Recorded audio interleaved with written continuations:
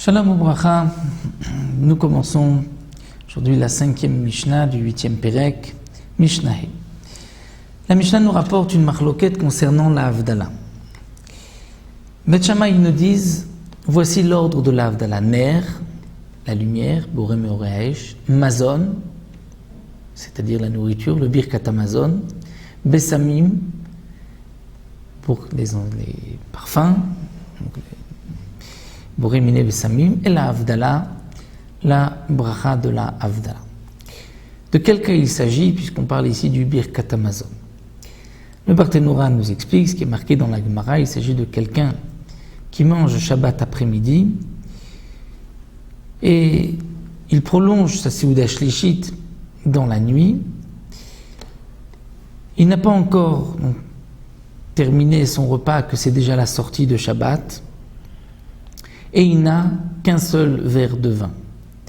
Donc il ne pourra pas utiliser le verre de vin pour le Birkat Hamazon, mais un autre pour la Havdalah, puisqu'il n'en a qu'un seul. Donc il va faire sur le même verre de vin et son Birkat Hamazon et aussi la Havdalah. Donc d'après Bet Shammai, la Havdalah, c'est à la fin.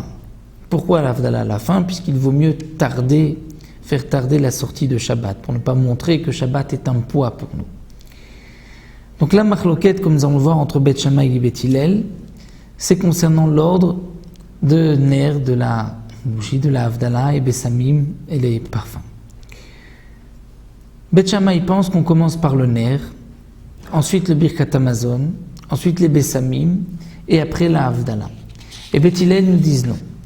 Ner ou Bessamim et ensuite Birkat Hamazon, Mazon ve Havdalah. Pour Bet Hillel, le Ner et les Bessamim doivent être liés ensemble, on va les dire ensemble.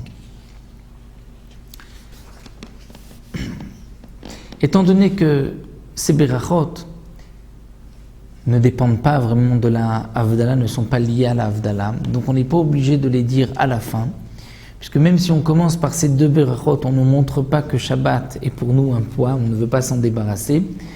Donc ces deux berachot, on commencera par Meoré Haesh, par Boré Miné Bessamim, ensuite le Birkat Hamazon et ensuite la Havdalah. Il est rapporté dans la Gemara que c'est une marloquette, que ça c'est l'opinion de Rabbi Meir. Rabbi Yehuda n'est pas du même avis, puisque comme nous avons l'habitude, on fait d'abord la beracha de Bessamim et ensuite la beracha de Boré Meoré Haesh. Comme une autre opinion donc rapportée dans la Gemara. Une autre marloquette que nous voyons ici, Bet Shammai Omrim, la beracha sur le feu, c'est Shebara Meor Haesh. C'est-à-dire Akadosh Baruch Hu qui a créé Meor Haesh, la lumière du feu.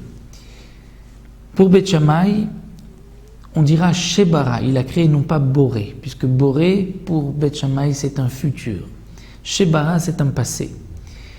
Et Meor Haesh et non pas Meoré Haesh, parce qu'il n'y a une seule lumière dans le feu. Bet Hillel ne sont pas du même avis et disent Boré, Meoré, Haesh.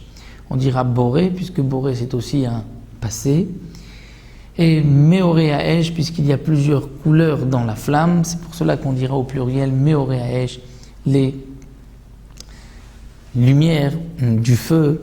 Donc il y a du rouge, du jaune, du blanc, du vert, toutes les couleurs, c'est pour cela que d'après Bet Hillel on dira Meoré, Haesh. Cette beracha de Meoré Haesh se dit Motzai Shabbat, puisque la lumière a été créée le premier jour, qui était un dimanche. C'est pour cela qu'on dit la beracha de Meoré Haesh, le Motzai Shabbat. On poursuivra avec encore quelques dynim sur le Ner et les Bessamim dans la Mishnah suivante, Bezrat Hashem.